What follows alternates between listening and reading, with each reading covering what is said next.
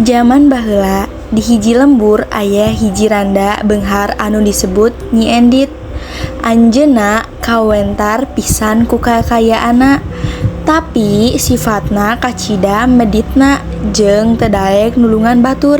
Nyi, ieu mah sareng pakaian parantos didamel rapi di kamar.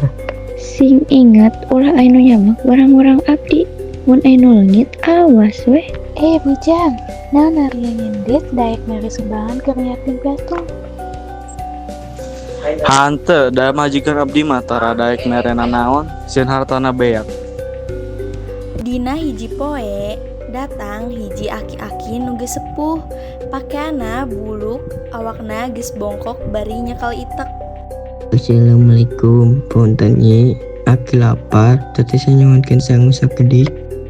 Naon, menta sangu. Abdi teh boga dahareun ke lain ke barang penta. Ari lapar teh usaha atuh ulah ngalantur ka dieu.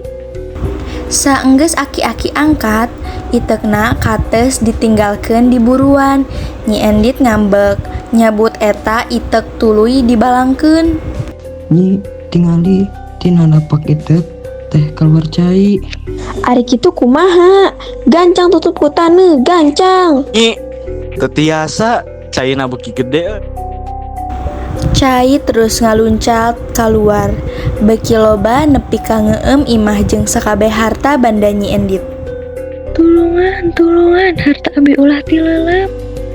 Ari tulung kumaha, da manehna ge tara daek tulungan urang. Ieu mah balesanna tina kamaditana. Teu lila, imah jeung Nyi Endit tileleup kabawa ku cai anu kaluar tina tapak itek beuki gede, nepi ka jadi situ anu ayeuna disebut Situ Banggedit di Garut.